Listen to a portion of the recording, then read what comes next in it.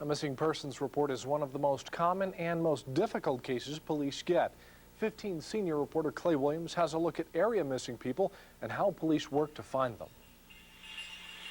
These Horry County detectives are conducting a training search.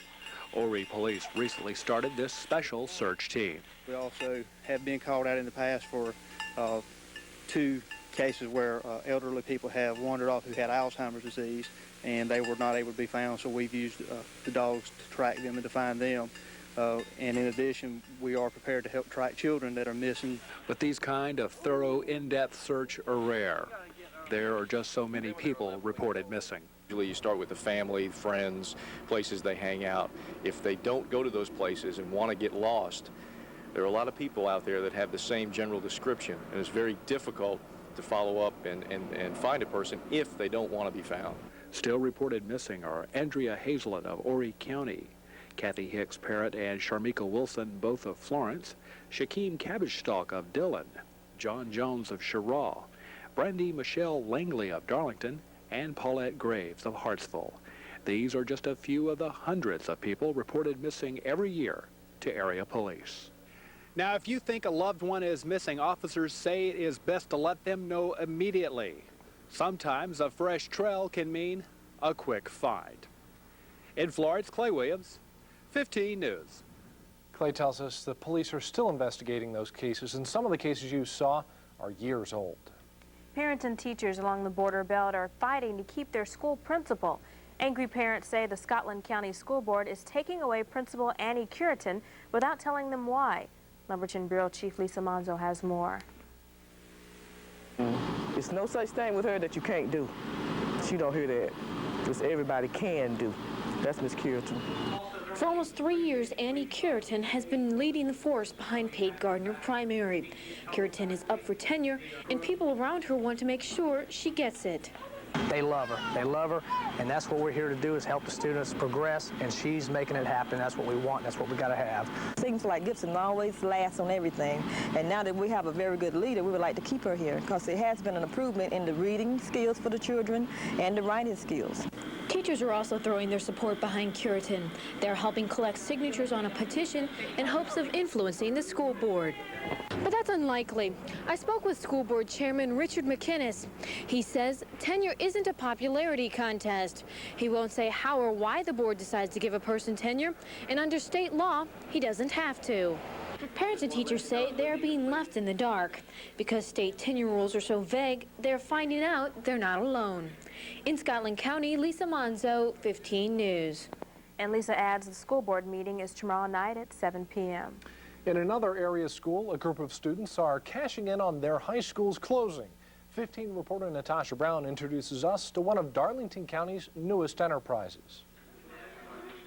Sophomores in the junior achievement class at Mayo High School have started their own business. They've sold stocks and hundreds of keychains commemorating the closing of their school. The students are capitalizing on the loss of the last historically black high school in their community. I learned how to construct my own business. I learned when and how to act with others, to cooperate with other people. Students ventured into the keyring business at the beginning of the semester. They have an actual checking account to keep up with their finances, and they even have a consultant watching over business endeavors. It gets the students involved in interaction with one another. It allows them to get into how they can get into their own business, helps them learn how to do financing, how to do payroll, how to do marketing. The company has sold more than 400 Mayo keychains. They were going for $4 a piece. More than 140 were sold in the first week. The students raised more than $600, and like any other business, they've decided to contribute to the community. They've taken some of their profits and they're donating them to the Children's Miracle Network. In Darlington, Natasha Brown, 15 News. And Natasha tells us the students at Mayo who don't graduate this year will attend the new Darlington High School in the fall. Florence City Council candidates Rick Woodard and Carolyn Pusser are getting ready for their day in court. And we should know by this time tomorrow which of them is declared the election winner. Carolyn Pusser is contesting the city election because she wants 173 votes that were cast for the Democratic Party to be counted for her. And if she gets those votes, it will put her over the top. But Rick Woodard says counting those votes for Pusser would be a violation of election procedure. Both candidates appear in court tomorrow morning as their attorneys argue the case. Police are not the only ones cleaning up a drug-plagued section of Horry County. Some Conway firemen are jumping to knock out some well-known drug hangouts. 15 reporter Kelly Strayer shows us how they're doing it. A condemned house on what's known as the Hill and Race Path heads up in smoke. It's wonderful and a beautiful job they're doing. And I'm glad the old houses are coming down. And I wish every one of them in Conway would come down. And I wish they would round up all the drug dealers and put them in one cell together. Conway firemen are using empty places like this to train. If someone does lose their cool in it, then we're able to take them out, tell them what they did wrong, put them right back in there, because they're able to learn that way. Strict regulations require fire departments to train, but even a department like Conway that trains at least once a week says it's not an event like this that saves lives. Instead, it's the fire prevention folks that teach safety throughout the community. They started events like this by talking to the youngest around. The big fires start small, and they start by small hands many times, so it's very important that we encourage them not to play with matches.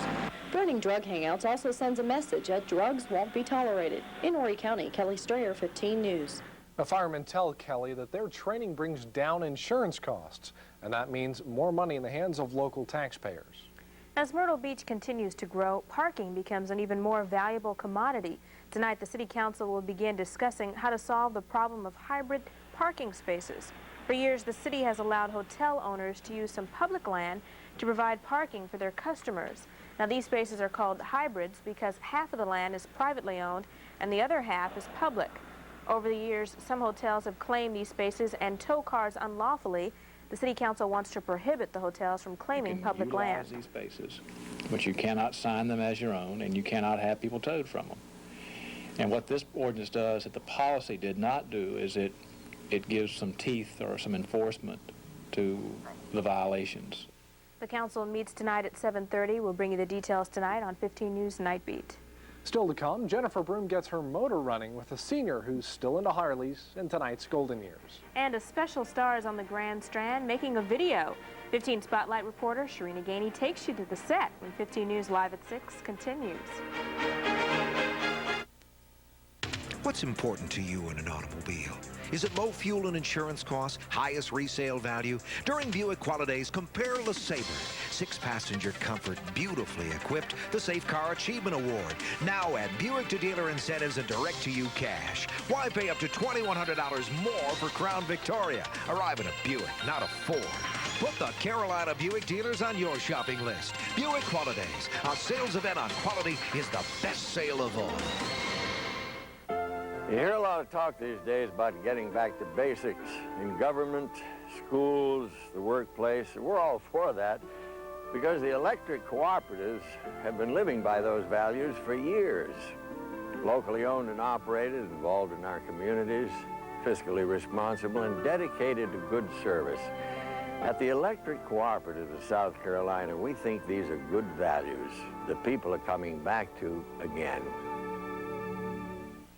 Remember your first bite of Kentucky Fried Chicken? That great original recipe chicken taste? Well, now it's marinated through and through for that same great taste in every bite. It's time to try it again.